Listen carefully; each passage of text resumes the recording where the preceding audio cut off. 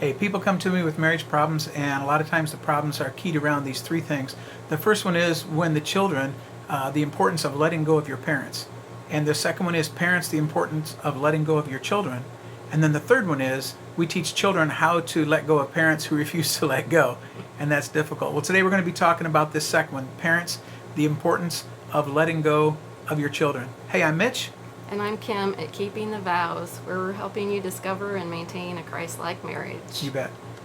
So, when parents, when your child gets married, you need to step back.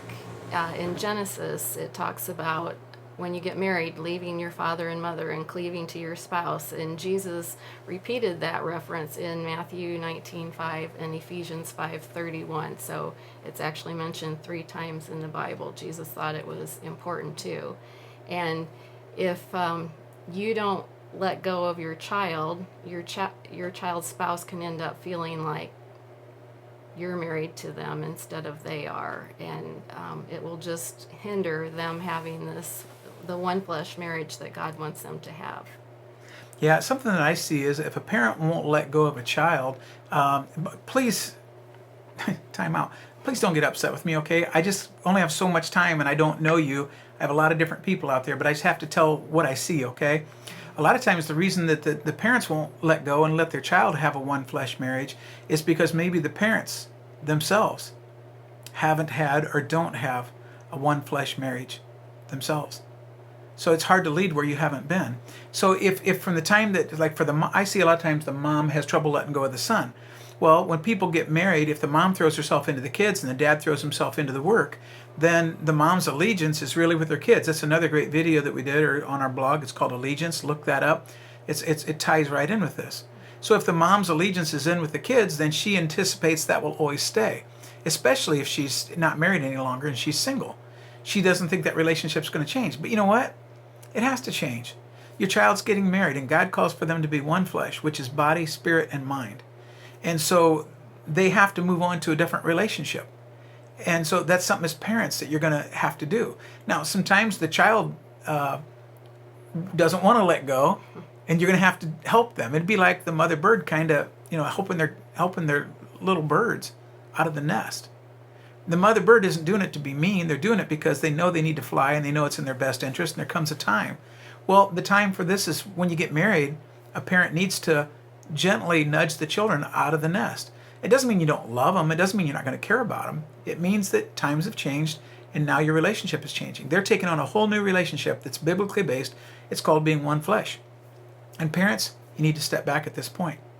Chris Hogan has a great book called Retire Inspired. And in this book, he talks about people that have not yet started to invest, and they're in their 40s and 50s and even 60s, and they still refuse to invest for retirement. And he said the reason is because they're so ashamed that they haven't done it, that they're just not going to start it. Well, it could be that way with your kids too. Maybe you don't have the right relationship with your spouse, but it's no reason to not give your children the freedom to do that. In other words, if you hung on to your children instead of your spouse, that's actually dysfunction. It's not the way God intended marriage. So you don't want to let the children, you don't want to encourage them to take dysfunction into their relationship. At least give them a clean bill of health, give them a clean slate so that they can start out by having the right type of relationship with their spouse.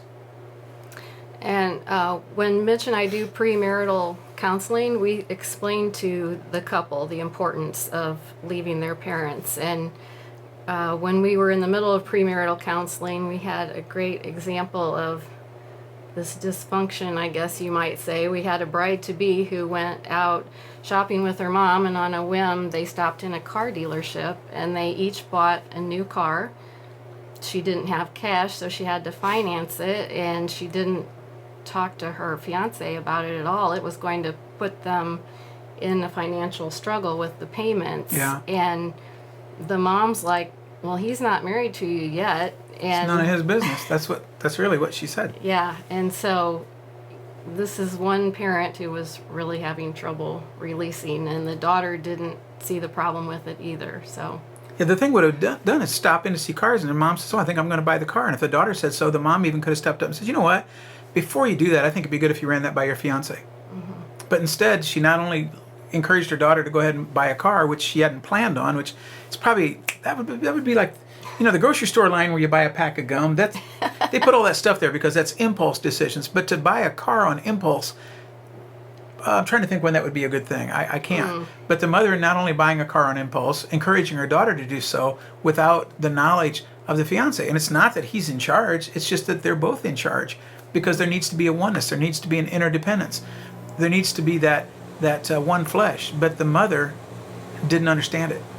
And she even went so far afterwards to say, well, it's none of his business. They're not married yet. Well, yes, it is, because they're starting to create habits of how they're going to be afterwards.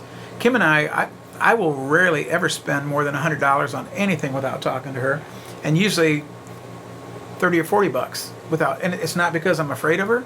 It's not because I'm whipped. It's because I respect her. Because I respect her opinion. I respect who she is. And before I go out and do something like that, we're gonna talk about it. Absolutely. Kim and I, we raised our kids to be independent. Our goal was that someday they'd go out and they wouldn't rely on us anymore. And so we tried to model and strive for things to happen like that. So the whole goal of our parenting was so that our children would be raised to do that. And there's a satisfaction with us, with our kids, that our kids are all functioning adults that are doing very well because that's how we raised them.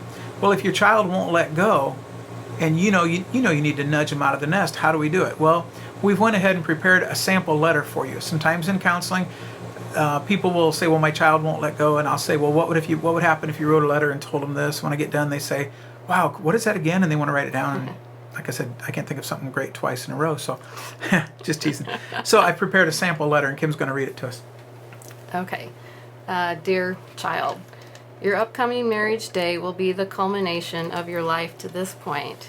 We have poured into you to help you become all you are today. We're very, very proud of you. Your marriage is also significant to us as Christians because God has given us a directive. You see, our relationship is changing forever. You are joining in marriage as one flesh with your spouse. This marriage means that your allegiance will shift from us, your parents, to your spouse. It also means that we must take a step back. We will always love you. We would die for you. We love you that much. But if we're going to give you the gift of a happy marriage, we must step back and allow you to form your most important bond of allegiance with your spouse. We're still here for you if you ask for our advice, but we now set you free to experience the fullness of what it means to be married. You have our blessing, and our prayers will be with you. All our love, Mom and Dad. Yeah. Ever since your child was young, you've sheltered them, you've cared for them, you've nursed their wounds, you parented over them. But now your parenting is changing. And you want to give your child, the best possible life they can. You raise them up for this moment when the ultimate independence of getting married happen. In other words, they break away from you. And they leave this independent life then, and they become interdependent instead with their spouse. I know you think, well, but they need a safety net. I need to be there for them. You know what? The best thing you can do for them is let them go and then pray to God, because God can take better care of them than what you can. So true. Hey, I hope this has been helpful to you, and make sure that you check out all 3 of these videos. There's the ones where the children need to know they need to release from the parents need to release from the children, and then the ones where the children have to help the parents to release that refuse to do so. So check out all 3 of those. Thanks for watching. Hit the like button, hit the subscribe button. If you're on Facebook, appreciate if you share this on your page with lots of other people. Try and get the word out, try and help us to grow what we're doing here. And thanks so much for watching. God bless.